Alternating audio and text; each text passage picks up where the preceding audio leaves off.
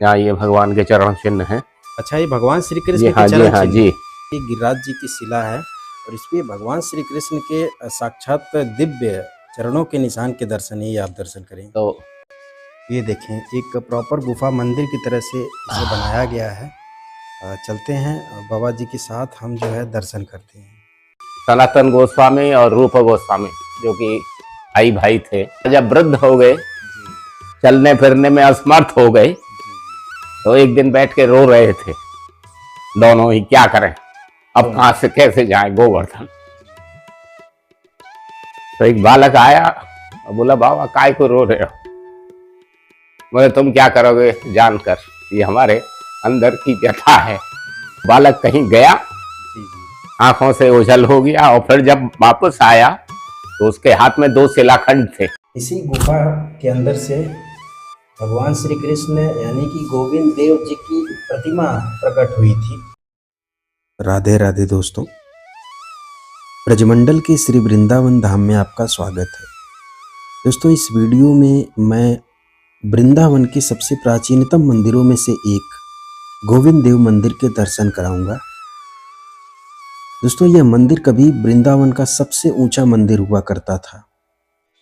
7 मंजिला यह मंदिर हुआ करता था, लेकिन आज सिर्फ 3 मंजिला ही इसका दिखाई देता है, क्योंकि जो ऊपर के 4 मंजिल थे उसे औरंगजेब ने तोड़ दिया।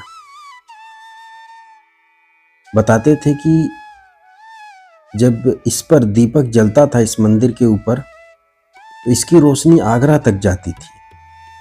इस मंदिर का निर्माण मुगल काल से पहले ही हो गया था, तब यह मंदिर 7 मंजिला ऊंचा था। इस मंदिर की भव्यता, अद्भुत, जटिल एवं महीन नक्काशीदार खूबसूरत डिजाइन श्रद्धालुओं भक्तों को आश्चर्यचकित करने के साथ साथ अपनी ओर आकर्षित भी करती है। गोविंद देव मंदिर एक ऊंचे टीले पर यमुना तट पर स्थित है। पहले यमुना नदी बिल्कुल मंदिर के पास से बहती थी। मित्रों, पहले यह स्थान यमुना नदी के तट पर एक ऊंचा टीला हुआ करता था, जहां भगवान श्री कृष्ण राधा रानी के परम असीम भक्त रूप गोस्वामी जी कुटिया बनाकर भजन किया करते थे, तपस्या करते थे। रूप गोस्वामी जी और साथ ही साथ सनातन गोस्वामी 2 भाई थे, श्री कृष्ण राधा रानी के भक्त थे। वृंदावन में यमुना जी के तट पर 2 अलग अलग जगह कुटिया बनाकर भजन तप करते थे। जहाँ सनातन गोस्वामी जी भजन तप करते थे, वह स्थान आज मदन मोहन मंदिर के नाम से जाना जाता है। उसकी वीडियो चैनल पर अपलोड है। यहाँ पर रूप गोस्वामी जी भजन करते थे, तप करते थे। भगवान श्री कृष्ण प्रसन्न हुए तो इसी स्थान पर रूप गोस्वामी जी को दर्शन दिया। मंदिर के अंदर ही एक गुफा से रूप गोस्वामी जी को भगवान श्री कृष्ण की मूर्ति प्राप्त हुई। साथ ही साथ भगवान श्री कृष्ण ने स्वयं रूप गोस्वामी जी को एक शिला दी, जिस पर श्री कृष्ण जी के साक्षात चरण चिन्ह बने थे। ये सब दर्शन हम आपको मंदिर में चलकर पंडित जी की मदद से कराएंगे। मुगल काल के जब अंत में औरंगजेब का शासन हुआ, तो एक बार वह दिल्ली से आगरा जा रहा था। रात्रि का समय था, तो इस मंदिर के ऊपर जल रहे दीपक की रोशनी उसे दिखाई दी। उसने अपने सैनिकों से पूछा तो पता चला हिंदू धर्म का सबसे ऊंचा मंदिर है और सबसे ज़्यादा भव्य मंदिर है। यह बात औरंगजेब को बुरी लगी। मित्रों, ये जो आप देख पा रहे हैं कुछ खंडित मूर्तियां हैं, ये औरंगजेब ने ही अपने सैनिकों से तोड़वाया है, जिसके प्रमाण आज भी मौजूद हैं। ये देखें, इन मूर्तियों को तोड़ा गया है। असली मूर्ति समझ करके इन्हीं को तोड़ने का प्रयास किया गया, क्योंकि दोस्तों औरंगजेब हिंदू धर्म के खिलाफ रहता था, मंदिरों को तोड़ देता था। उसने बोला कि हमारे धर्म में यानी मुस्लिम धर्म में तो इतनी भव्य मस्जिद नहीं है। उसने अपने सैनिकों को इस मंदिर को तोड़ने का आदेश दे दिया।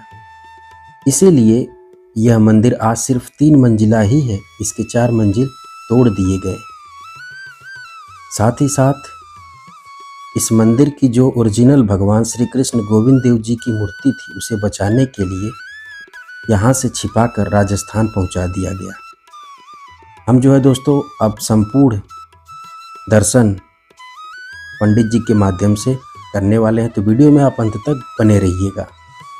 दोस्तों हम जो है गोविंद देव मंदिर के गर्भगृह के अंदर प्रवेश कर चुके हैं और अब जो है हम यहाँ से जो संपूर्ण दर्शन है, संपूर्ण कथा है गोविंद देव मंदिर से जुड़ी हुई, वो हम बाबा जी से जानेंगे। बाबा जी जो कि इसी मंदिर के सेवायत पुजारी हैं। बाबा एक बार अपना नाम बता दें। जी, मेरा नाम संजय कुमार गोस्वामी है।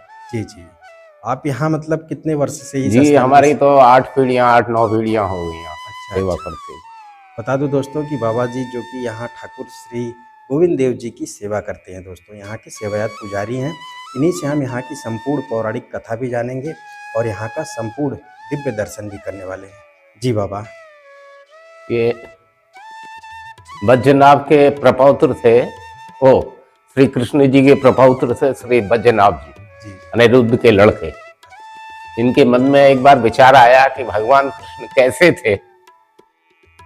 तो इस विचार के आने पर उन्होंने भागवत में उत्तरा के द्वारा जो वर्णन किया गया है, राजा परीक्षित की माँ थी अभिमन्यु की पत्नी उत्तरा, उनके द्वारा जो वर्णन है भगवान कृष्ण का, कैसे थे भगवान कृष्ण, उसके आधार पर बज्रनाभ जी ने मूर्तियां बनानी शुरू की। बहुत बड़े स्कल्पचर थे, मूर्तिकार थे। तो जो पहली मूर्ति बनी उसके चरण जो हैं भगवान जैसे थे, और वो मूर्ति है मदन मोहन जी। जी जी। उसके बाद दूसरी मूर्ति उन्होंने तैयार की जिसका वक्षस्थल जो है भगवान कृष्ण से मिलता था, वो मूर्ति है गोपीनाथ जी की। और तीसरी मूर्ति जो उन्होंने तैयार की वो उसका मुखारबिंद जो है भगवान के समान था, और वो मूर्ति है गोविंद देव जी की। इसके अलावा बज्रनाभ जी ने और भी विभिन्न मूर्तियां तैयार की, केशव देव, बलदेव, हरदेव। और इन मूर्तियों को बज्रनाभ जी ने ब्रज के अंदर स्थापित किए। मंदिर भी बने होंगे उस समय, लेकिन कालांतर में सारी मूर्तियां जो हैं जमीन में चली गई, छुपा दी गई। उसका कारण ये है कि विदेशियों का हमारे देश पे हजारों वर्ष तक शासन रहा। राजा महाराजाओं के आपस में युद्ध होते थे तो भगवान को छुपा दिया जाता था, कहाँ लेके जाएंगे, भागेंगे। तो ये मूर्तियां बाद में विभिन्न संतों को प्राप्त हुई। तो आज जो वृंदावन है जी ये चैतन्य महाप्रभु की देन है। भगवान कृष्ण के समय जंगल था वृंदावन। वृंदा तुलसी को कहते हैं, वन माने जंगल। तुलसी की बहुतायत थी यहाँ, इसीलिए वृंदावन कहलाता है। और भगवान कृष्ण जो है यहाँ गाय चराने आते थे और इसी वन के अंदर उन्होंने विभिन्न लीलाएं की। तो वो सारे स्थान जो हैं लुप्त हो गए। उसका कारण मैं आपको बताता हूँ। आज जहाँ आप खड़े हुए हैं इस मंदिर के सामने ठीक नीचे की तरफ सड़क पर जो मेन रोड है, जहाँ आज रंगनाथ जी का मंदिर है, जी जी। आज से 250 वर्ष पहले तक यमुना नदी बहती थी। अच्छा, मतलब और आज हाँ, ये जो सामने जहाँ सड़क से आप आए हैं ऊपर, जी तो और आज 2 किलोमीटर पीछे चली गई। जी जी। तो जैसे जैसे नदी हटती रही उसी हिसाब से बस्तियां भी हटती रहीं। तो पहले जंगल था और बाद में भी दोबारा से ही जंगल हो गया नदियों के हटने के कारण, क्यों उस समय पानी की सारी सुविधाएं जो हैं नदी से ही प्राप्त होती थी, यमुना नदी से। उसके अलावा यातायात, व्यापार जो है वो भी नदी के द्वारा ही, नावों से ही होता था। तो समय निकलता रहा, ये सब दोबारा से जंगल हुआ। महाप्रभु यहाँ आए, उन्होंने वृंदावन प्रकाश किया चैतन्य महाप्रभु ने, और उन स्थानों को नियुक्त किया, बताया जहाँ जहाँ भगवान ने लीलाएं की हैं। ये केसी घाट है, ये बंसीवट है, ये चीर घाट है, यहाँ चीर चौराया है।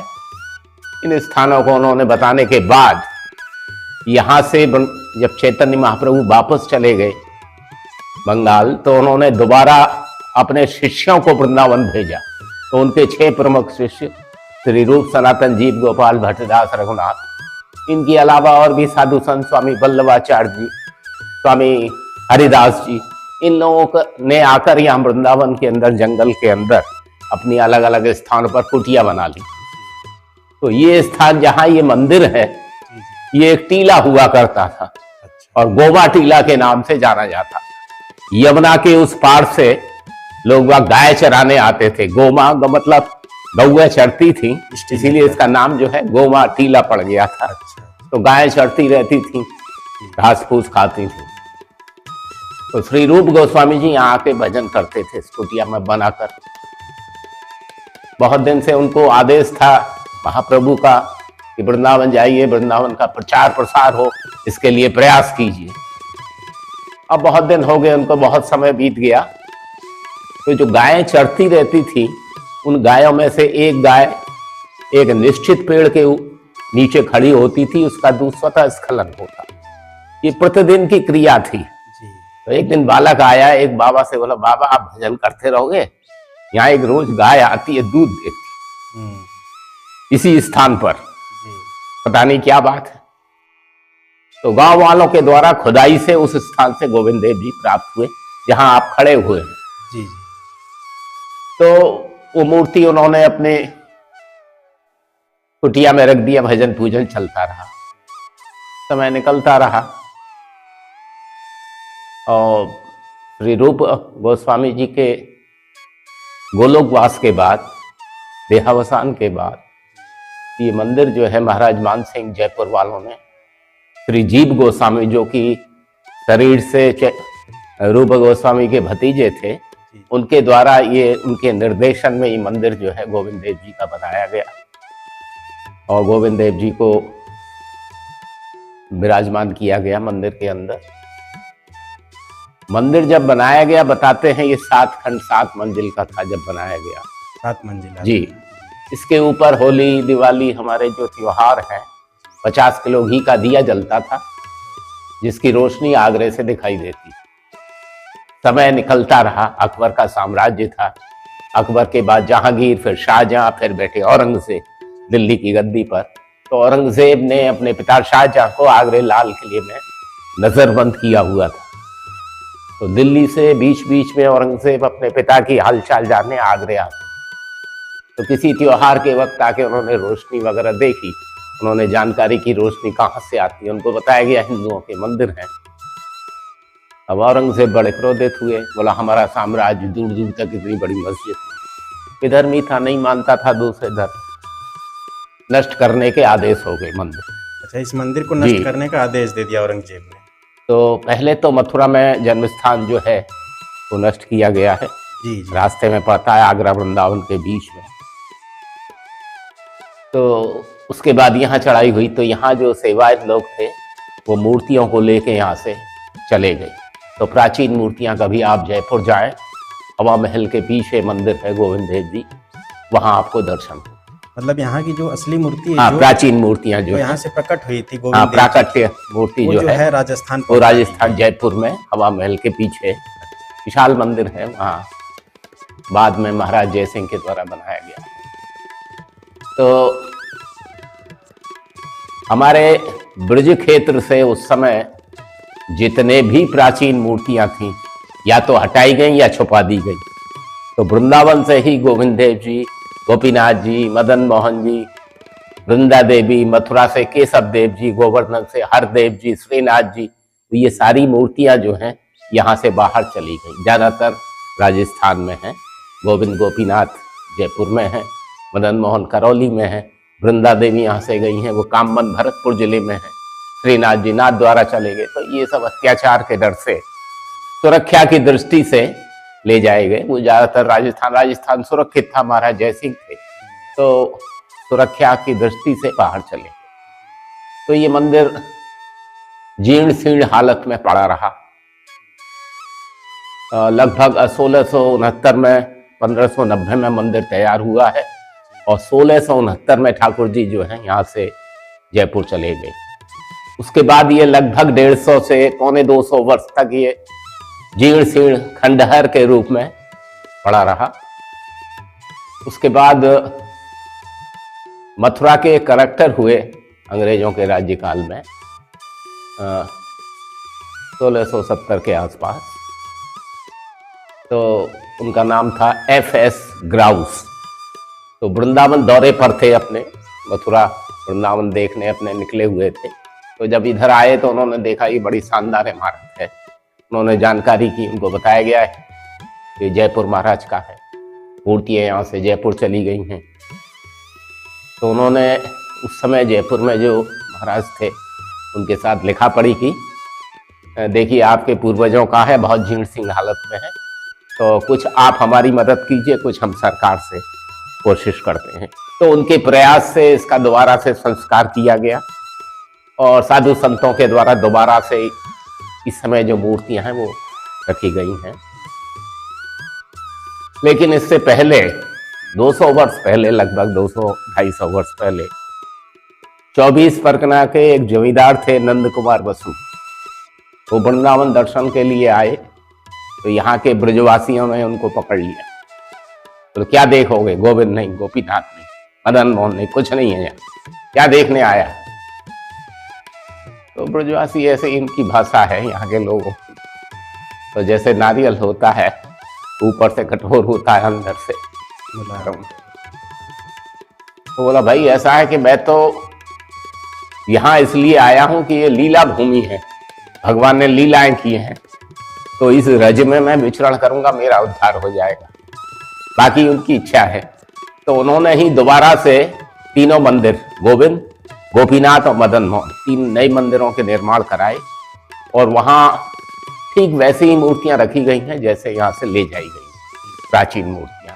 तो इस मंदिर के ठीक पीछे दूसरा मंदिर है राधा गोविंद, वहां आपको राधा गोविंद की मूर्तियां मिलेंगी विराजमान। अभी परिक्रमा आप जाके देख सकते हैं। ऐसे ही राधा गोपीनाथ हैं और राधा मदन मोहन। तो नए मंदिर और पुराने मंदिर पास पास बिल्कुल बने हुए हैं। तो यहाँ ये नए मूर्तियां रखी गई हैं। तो बीच में गोविंद गिरधारी हैं, गिरिधारी गोविंद, चैतन्य महाप्रभु और नित्यानंद जी, वो आप बाहर से अभी चलेंगे तो वहां देखेंगे। छोटे छोटे राधा कृष्ण है, जगन्नाथ जी हैं। तो ये सारी मूर्तियां दोबारा से स्थापित की गई। तो गर्भ मंदिर जो था जहां इस समय विराजमान है ठाकुर जी, वो भी बारूद लगा के नष्ट कर दिया गया था। अच्छा, अभी आप परिक्रमा करेंगे तो पीछे आपको दिखेगा, नीचे से ऊपर तक सीमेंटेड है। जो प्राचीन था, हाँ प्राचीन था बिल्कुल। इसके ठीक पीछे ही एक बीकानेर की महारानी ने एक छतरी बनवा दी है जहां ओरिजिनल जो है ऑल्टर था, जहां विराजमान होते थे ठाकुर जी गोविंद देव। तो वहां चरण बना हुआ है, छतरी है, परिक्रमा में आपको दिखाई दे जाएगा। तो मूर्तियां सब यहाँ से चली गई, बाद में ये सब मूर्तियां रखी गई हैं।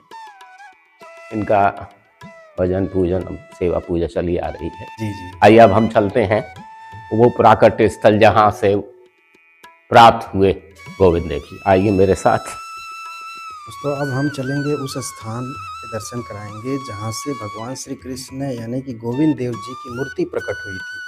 ये देखें, एक प्रॉपर गुफा मंदिर की तरह से इसे बनाया गया है। चलते हैं बाबा जी के साथ, हम जो है दर्शन करते हैं। थोड़ा सा नीचा रखिए आप। अच्छा अच्छा, बिल्कुल सकरा सा रास्ता है दोस्तों अंदर जाने के लिए। ये दिव्य और दुर्लभ दर्शन हो रहे हैं दोस्तों इस वक्त। इसी गुफा के अंदर से भगवान श्री कृष्ण यानी कि गोविंद देव जी की प्रतिमा प्रकट हुई थी, रूप गोस्वामी जी को। ये दर्शन करें आप, ये वो स्थान है दोस्तों।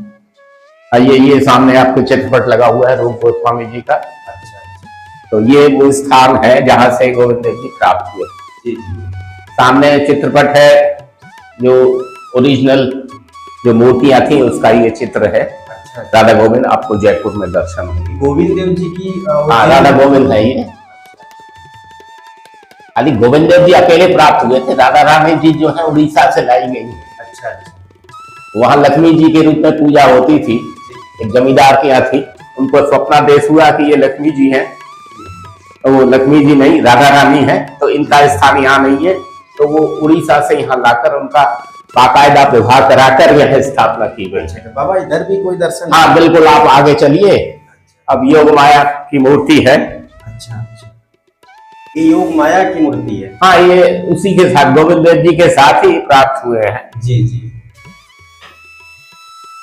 दोस्तों ये अपने आप में दिव्य अलौकिक दर्शन आप कर पा रहे हैं इस गुफा के अंदर।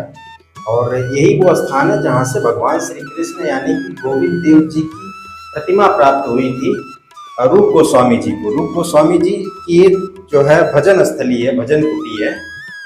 और हम भजन कुटी के ही ऊपर थे ना, आप ऊपर भजन कुटी थी रूप गोस्वामी जी की, तो यही वो स्थान है आप जो दर्शन कर पा रहे हैं दोस्तों।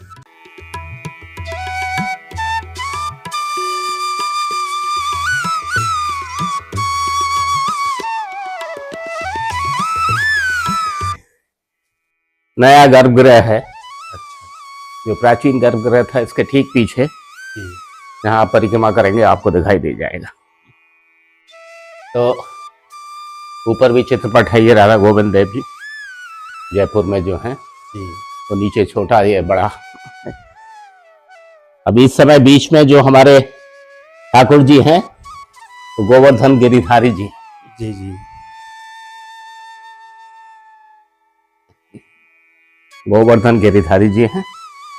ये दाईं तरफ चैतन्य महाप्रभु, बाईं तरफ नित्यानंद जी के बाद छोटे छोटे राधा गोविंद, इनके बिना सेवा नहीं। जी जी और सामने नीचे जगन्नाथ जी हैं और ये हमारे गिरिराज हैं।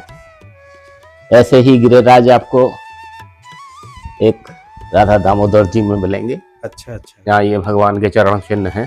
अच्छा ये भगवान श्री कृष्ण जी के हाँ, जी चरण हाँ चिन्ह। जी। अब इसकी कथा ये है कि ये रूप और सनातन जो है जी जी बाबा, ये गिरिराज शिला है जी, इस पे भगवान श्री कृष्ण के चरण चिन्ह है। दोस्तों ये जो आप दर्शन कर पा रहे हैं ये गिरिराज जी की शिला है और इस पे भगवान श्री कृष्ण के साक्षात दिव्य चरणों के निशान के दर्शन ही आप दर्शन करें। तो जी बाबा, इसकी कथा ये है कि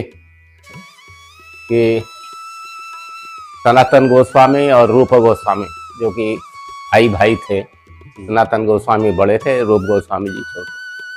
तो ये जो हैं लगभग हर हफ्ते समझिए 15 दिन में समझिए इनको गोवर्धन परिक्रमा के लिए जाते थे ये। अच्छा अच्छा, जो भी साधन मिलता था बैलगाड़ी में बैठ के जैसे भी हो गोवर्धन पहुंच के वहां परिक्रमा करना, शाम को वापस आना। तो ये इनका लगभग 10-5 दिन में उनको जाना ही जाना होता था। समय निकलता रहा, जब वृद्ध हो गए, चलने फिरने में असमर्थ हो गए, तो एक दिन बैठ के रो रहे थे दोनों ही, क्या करें अब कहां से कैसे जाएं गोवर्धन।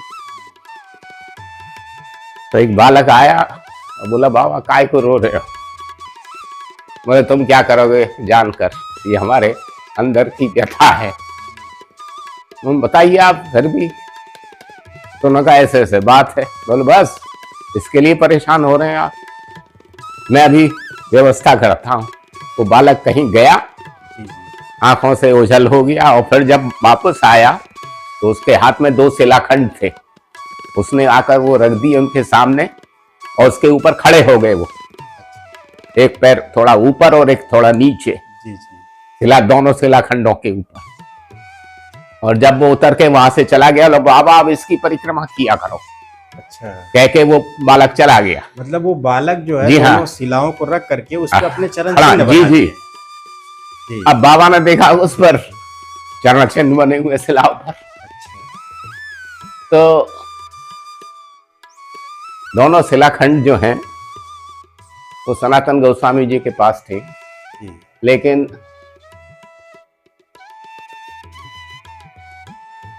सनातन गोस्वामी और रूप गोस्वामी के गोलोकवास के बाद 3 मंदिर, मदन मोहन जी, गोविंद देव जी और राधा दामोदर जी, इन तीनों की देखभाल की व्यवस्था जो है जीव गोस्वामी जी, जो कि सनातन गोस्वामी के पुत्र थे, रूप गोस्वामी जी के भतीजे थे, उनके अंदर आ गई, उनकी देखभाल में।